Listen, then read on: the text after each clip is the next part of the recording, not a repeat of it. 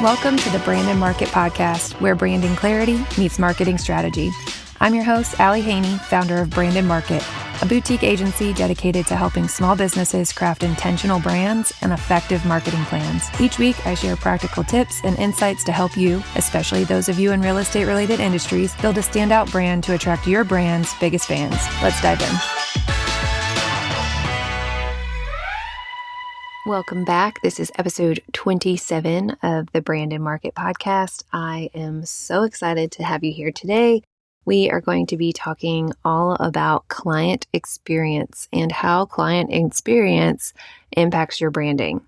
So first, I want to say, yes, part of your brand is your logo. Yes, part of your brand is your color palette. I'm sure both of those are fabulous, but that is only the tip of the iceberg when it comes to branding. Branding, you have heard me say in the past, that it is how your business makes someone feel.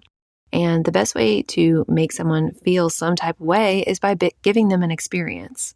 So that's why we're going to be talking all about client experience today.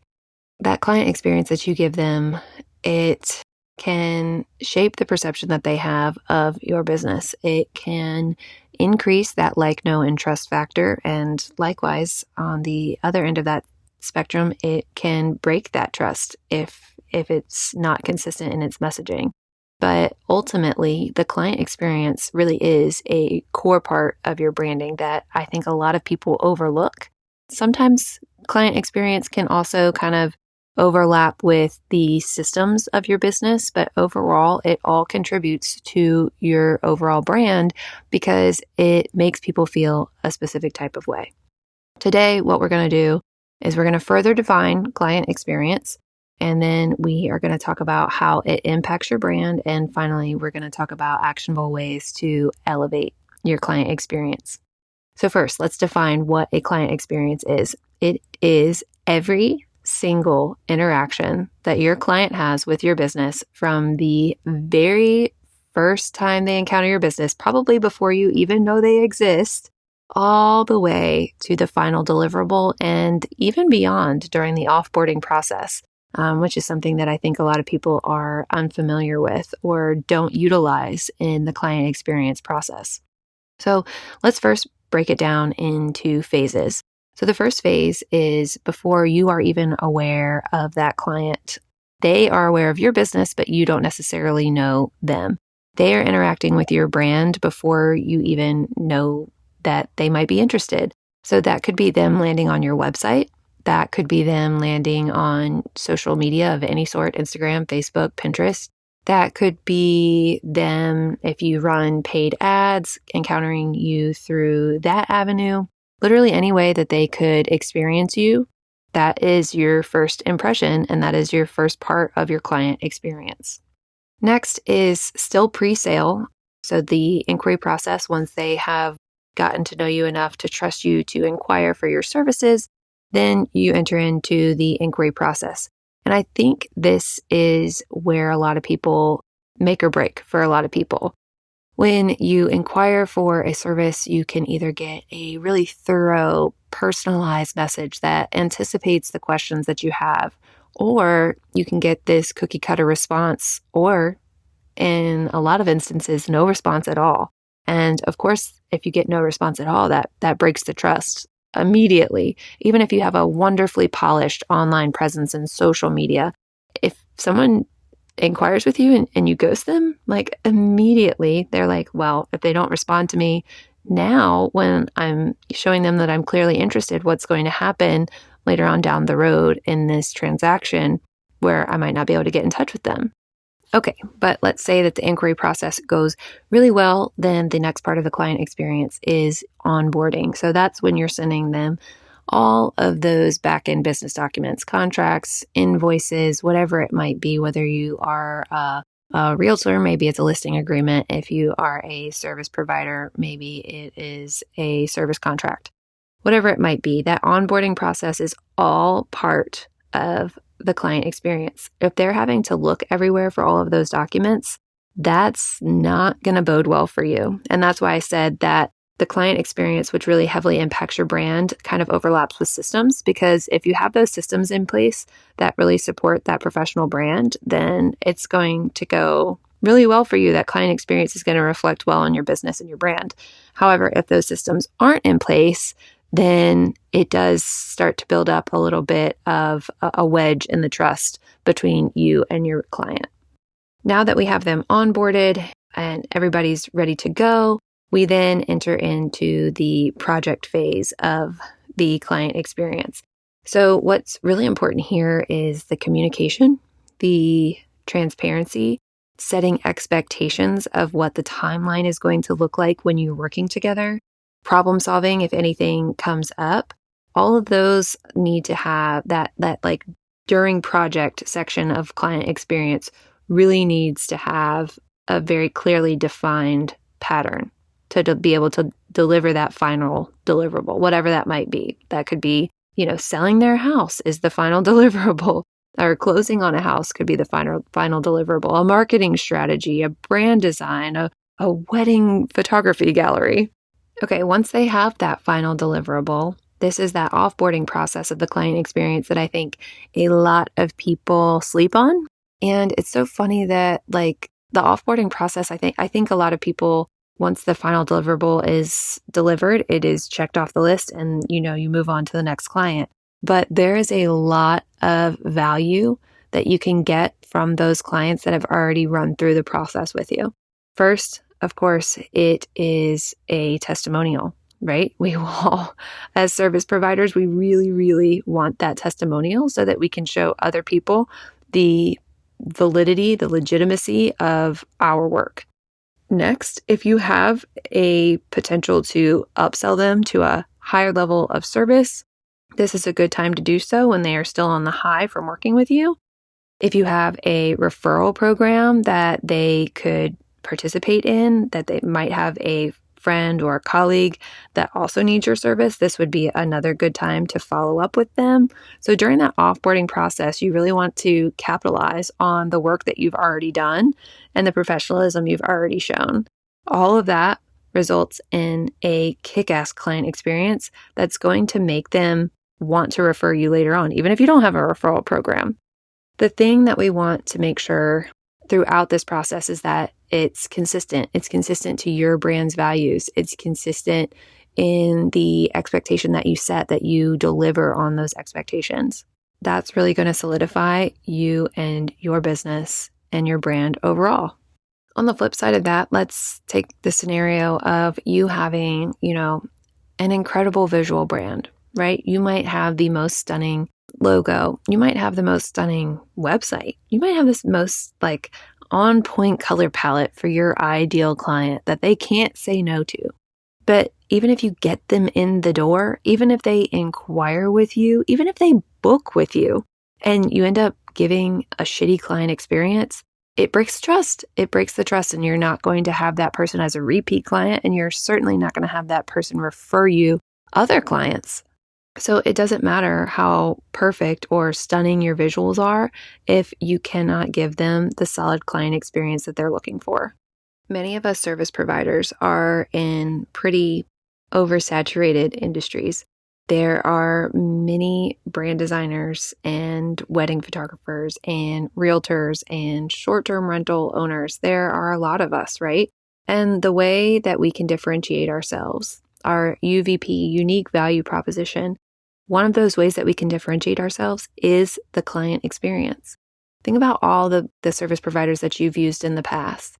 Is there one that sticks out that you were like, wow, that person was on point. I always knew what was coming next. I was under-promised and over-delivered. That made me feel good. I will absolutely refer their services. I know that I have people that I always refer. For example, I worked with a realtor in where we lived in North Carolina, coastal North Carolina. We were selling our house from Kentucky. It was currently being run as an Airbnb. We were selling it as such, hoping to sell it fully furnished, just for the simple fact that we didn't have to go back and move everything. She took care of everything for us. I honestly don't even really remember much from that transaction because she took so much off my plate from 3 states away that anytime I see a Facebook post, which is often because I'm still in the Marine Corps spouses groups for Eastern North Carolina, anytime I see someone looking for a realtor, I always, always refer her. And if ever we do move back there or buy another short-term rental that's in that area, absolutely will be using Emily. Shout out to Emily Albertson. She made the process so easy that it was, I can't even explain it to you.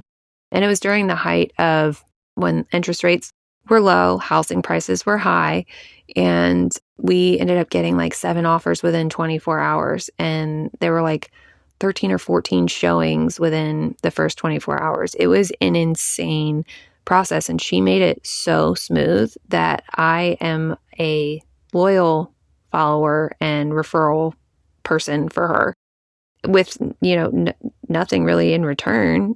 It was just, that was how good the client experience was, that her name will always be the first one out of my mouth for Eastern North Carolina. Let me give you another example.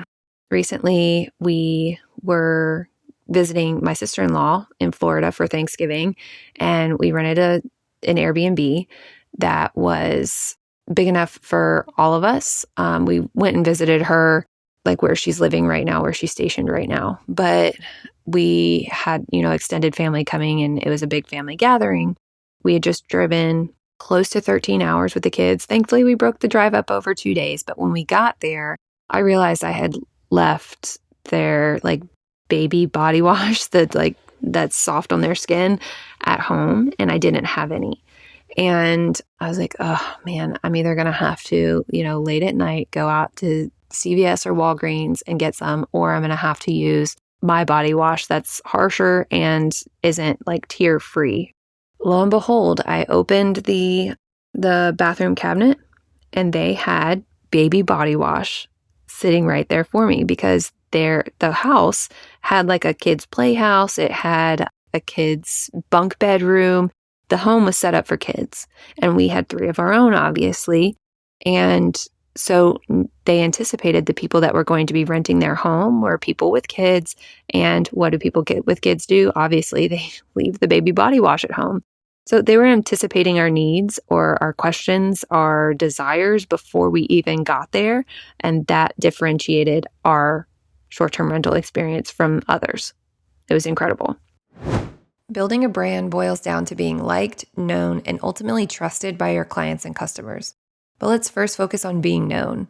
Have you heard the statistic about how a potential customer needs to encounter a brand 7 or more times before purchasing from them? Now, let me ask you this. What if a potential customer has encountered your brand 7 times, but doesn't realize it's the same brand? That means you've been putting in a whole lot of work into marketing your business, but the brand isn't consistent enough to land the sale because they don't know it's you. Consistency while building a brand is so important to top-line sales. In fact, it could increase them by 33%. Yes, you could be missing out on a third of your sales because people don't know your business is your business. Fix all of this confusion by creating a consistent and cohesive brand across all client touchpoints using the Brand Strategy Framework mini course. This is where we'll walk through all the foundations of a solid brand, then audit your existing brand to finally implement the changes that need to be made in order to get you the brand you want and deserve. This DIY style course is perfect for the entrepreneur who's working on a budget but knows that something within their business doesn't quite hit right. Head to the Brand Strategy Framework course link in the show notes to take the next step in your brand's journey. Let's talk about some specific ways that you can up your client experience. First, let's touch on the onboarding process. We already talked about how in the onboarding process, a lot of times systems and client experience can overlap.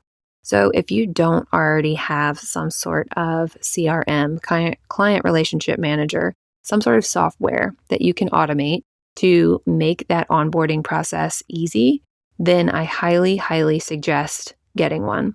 I use 17 Hats. I love 17 Hats. I've been using it since the inception of my business back in 2017.